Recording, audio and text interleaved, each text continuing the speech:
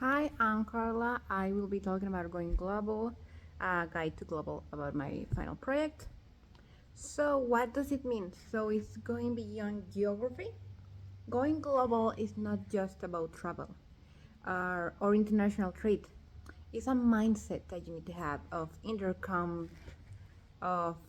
interconnectedness and dynamic identity. So, what is dynamic identity? It involves seeing oneself as a member of an emerging world community where local action have global consequence and also means shared responsibility. So it means that it requires a commitment to collective well-being of the planet and its people transcending national borders. Why go global? So, business imperative, so access to new markets, diverse talent pools, and resilience against local economic downturns. Issues like climate change and pandemics obey no orders, so they require cross-national collaboration. Actual personal evolution, so exposure to diverse culture fosters cognitive flexibility, empathy, and personal growth. And also diversity, so diversity of thought drives creativity, and global perceptiveness leads to more robust solutions. Core values, so empathy. Empathy is the ability to understand, share feelings, adaptability, thriving in ambiguity, adjusting quickly to new cultural norms, to new environments, new people, new traditions.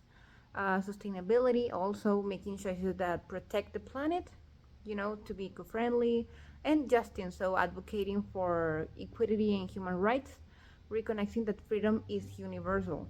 Staying in touch, so digital bridges.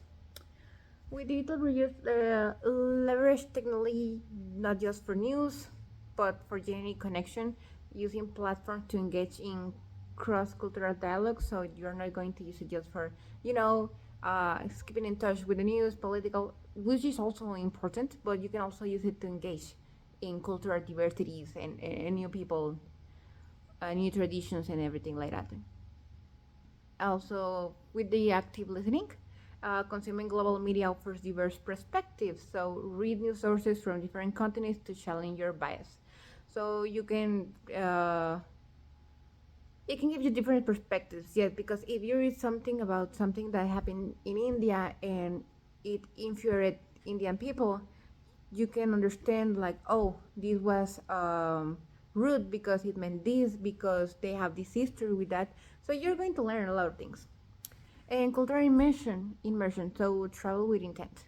May move beyond tourists to understand the why behind local customs and tradition, which is also important because when you are going to a new country, you are not going, so you to change the country. You're going to a new place, not for you to make a change there and make a difference, but for that place to make a difference within you. The main concerns and challenges. So, the professional is the regulatory maze, navigating complex tax laws, labor regulations, and compliance standards in multiple jurisdictions. Also, scalability.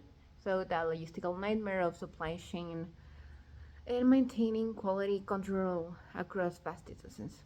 And the personnel, so cultural fatigue, the psychological toll of constantly adapting to new norms, new cultures, new language barriers can be really exhausting. Identity crisis, the feeling of being everywhere but nowhere at the same time, struggling to maintain roots while growing branches. So you're going to a lot of places, but you're feeling like, where am I comfortable? Like, I'm comfortable everywhere, but it doesn't feel like home. Yeah, opposing ideologies is understanding that pushback is crucial for a global mindset. Protectionism and nationalism is the belief that global integration threatens national sovereignty and local jobs. Fear of fear of homogenization is the concern that globalization erodes unique cultural identities, replacing them with a generic westernized monoculture. So, yeah.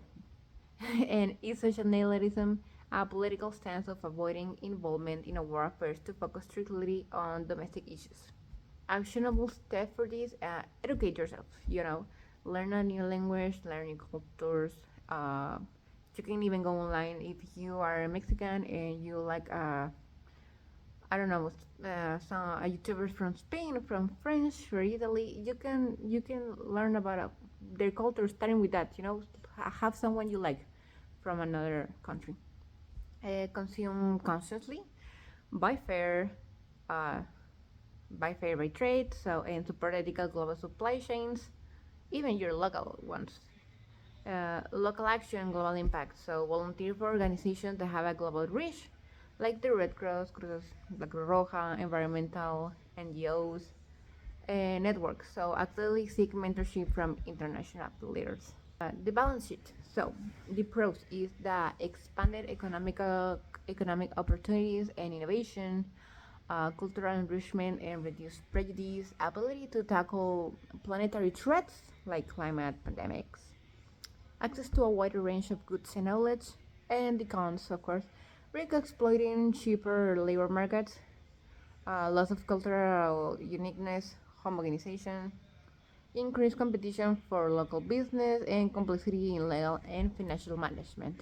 And for that, my presentation is over. Thank you very much, and have a great night or day, depending on what time it is. Thank you.